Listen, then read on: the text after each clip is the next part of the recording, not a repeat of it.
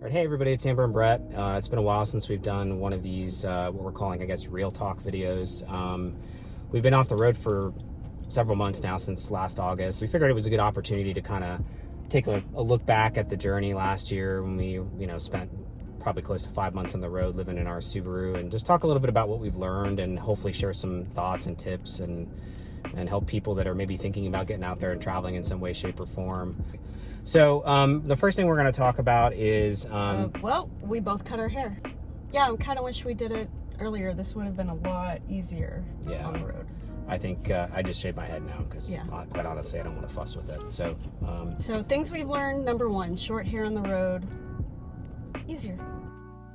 So the first thing I wanted to kind of talk a little bit about is the budget. As far as budget, when you're planning a trip on the road, any kind of length, whether it's in a van, a car, RV, or whatever, I think the big thing that we learned is to definitely pad it as much as you can. Yeah. So be prepared with a budget, kind of know going in, what's realistic for you, and then pad it as much as possible. Put extra in savings, stick some aside into different, sort of buckets somewhere in another account that it's not easy to get to, so that it's for emergencies, but also just to have extra income in case, 1 month you end up having to stay at more paid campsites for some reason. I mean, that does happen on the road sometimes where you're out and about and things just don't go as planned, and it's important to have a plan B, and then it's important to have flexibility for that.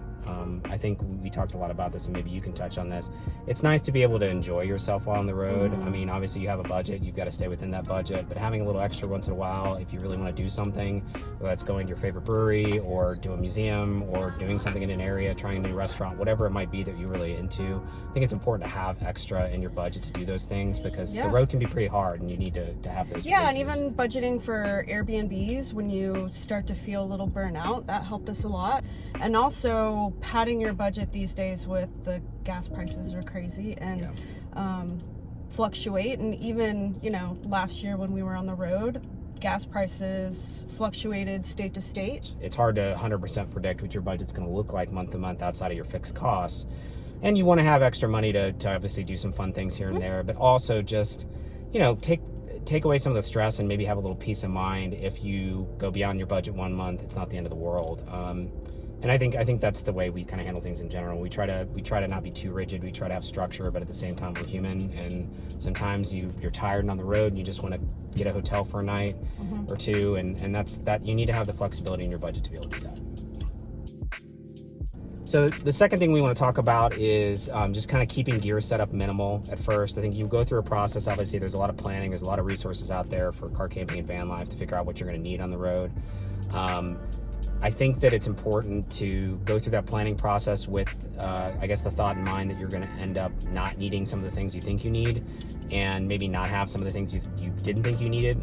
So I think it's really important to find a sweet spot and realize that you'll be able to figure some of that stuff out on the road. So I think food, durable goods, things that you need, like, blankets and clothing, obviously, things that are essential, water, food storage, things that you absolutely have to live on a day-to-day basis. Some creature comforts are important. Definitely include those. But I think it's important to not overdo it. It's really easy to overthink it, and I think you end up probably not needing as much as you think you do. Well, and you can adjust along the way. I think we kind of were over-prepared when we left, which is good. And we got rid of a bunch of stuff, and we traded out a few essentials with things that worked a little better. So just being flexible. The third thing I want to talk about is, having routines on the road. I think we're big fans of rituals over routines. I don't think rigid structure in life is necessary to accomplish your goals. Rituals to me are, things like routines, in the sense that you're doing things consistently, but you don't have to do them the same way, the same time every day. Especially being on the road, there's just times where your strict routines aren't going to make sense, and they're not going to happen the way you want them to. Not really going to work. I mean, if you go out on the road with the intention of having a routine, that's not going to happen. You want to be adaptable. You want to be flexible to some degree. You want to obviously do the things that, make you feel whole or make you feel like a better person, or help you navigate whatever you're navigating as far as challenges in your life. But at the same time, I think the road is not conducive to too much structure. Yeah, I think we set out on the road thinking like, oh, I'm gonna, work out regularly. I'm gonna have a yoga practice on the road. I'm gonna stick to my breath work practice. I did those things, but not as much as I would have liked. Yeah, a real quick example of a ritual that we did a lot on the road is every morning when we make coffee at the campsite, we would make coffee in our Yetis and we would go for a walk. If we were in a dispersed camping area, we would just walk down the road and just check out the scenery and talk, and that would be kind of our daily ritual to start the day. It helped us stay grounded, kind of connect to the areas we were camping in, and it was a really nice way for us to experience the spaces we were camping in. That was an example of a ritual that we did pretty much daily for the entire time we were on the road, and I think there is a difference between that and saying I'm going to wake up every morning at X time and meditate and do yoga. There's just going to be certain experiences and places you're going to be where you're going to beat your head against the wall trying to do that, and I think you need to be adaptable to be okay on the road. So one of the next things we want to talk about, like number 4 on our list, is related to rituals, is our travel day ritual. And I think it's really important to have a travel day ritual just to help simplify things on the days that you have to potentially drive further. We try to keep our drive times pretty minimal, within 6 hours in a day if possible. Yeah, at most. At most. Travel days can be a little bit stressful, especially when you're not going to a campsite, a paid campsite, and you're having to find where you're going to sleep that night. You want to get there early, obviously. So maybe you can talk a little bit about what our travel day ritual looked like, but this was something we were very consistent with on the road. Yeah, so we would wake up, and generally we would set out pretty early. We would grab coffee, eat on the way, and drive for 4, 5, 6 hours at most. Get to camp, and we would always do a very simple dinner because, again, like long day, you don't want to set everything up and cook an elaborate meal. And then a lot of times we would make sure that we would crack open a beer when we found a really good camp spot. So we always celebrated. Keeping your travel day simple, keeping those rituals really simple is important because it helps you just manage your time, but also just kind of manage your moods and your mental health when you're dealing with some potentially stressful and challenging situations, and that helped us a lot. Yeah. So the 5th thing we want to talk about, number 5, is I guess what we're sort of titling Don't Believe the Hype.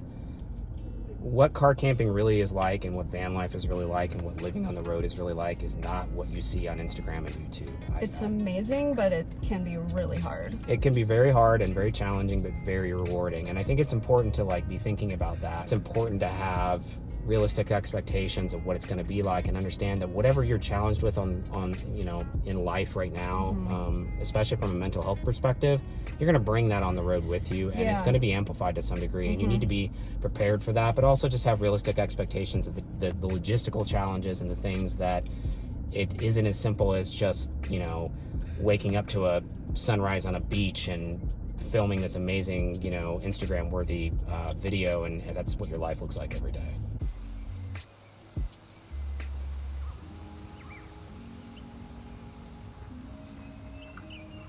All right, so we moved to locations here. We're going to try walking and talking a little bit, which may or may not work, but we'll see. There's a bunch of people in the parking lot. I was super distracted. Is this guy going to come bug us? So, and it's just too nice to sit in the car. Yeah, that too.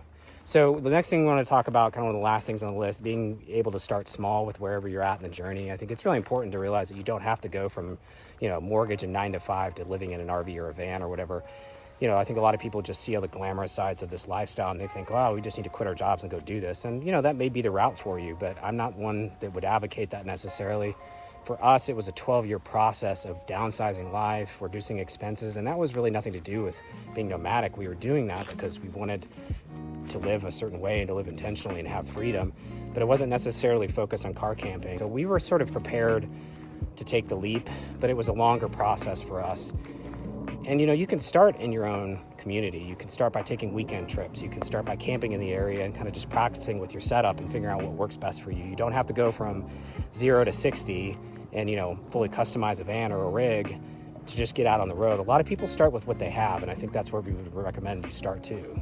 Yeah, and try out the lifestyle and see if it's something that is a fit for you, because it's not going to be a fit for everybody. And you also don't have to do this full time. You could do this part time. Yeah, for sure. And I think the way we're going to be traveling in the future, so I guess it's a good segue, you know, we're going to be heading back out on the road end of this month, end of April. We're going to travel a little differently this time. We'll still be in the Subaru. We'll do some camping here and there, but we both work. Obviously, we have freelance businesses, so, you know, we'll be needing to have Wi-Fi and having a little bit more sustainable workspaces. Yeah, traveling in a way that is a lot more sustainable to work and travel at a much slower pace this time and really explore areas. Yep. Being nomadic, but not necessarily being rigid about how we're nomadic. We're going to be visiting some select locations that we've been to before or been around the area. Places we really liked. We're, you know, want to kind of spend longer periods of time in places like I said before so that we can explore a little bit more. We're going to be staying more in like short-term rental, you know, Airbnb type situations. So we're going to travel a little bit differently, and we'll do some camping and things while we're out still, but we're going to be doing a lot less of the car camping, I think, this time around. We'll still be doing filming, doing a lot of the stuff we've been doing, but I think the channel will evolve a little bit.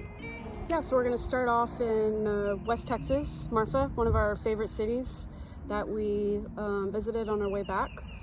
And then we're going to do some tent camping in Guadalupe Mountains that we are really excited about. Yeah, we haven't done any tent camping in a while, so I think it'll be nice to kind of knock that rust off. So yeah, spend some time in New Mexico, and going to hit up Utah a bit, going to hit up some California, and then I don't know, next year we'll see, but we're going to try to stay in places a little longer this time and really try to get the full experience. Yeah, so. And we're excited to keep making some chill videos. We really enjoy that format. Yeah, it's kind of our thing. Yeah. All right, you ready to get a beer? I'm always ready to get a beer. All right. Bye.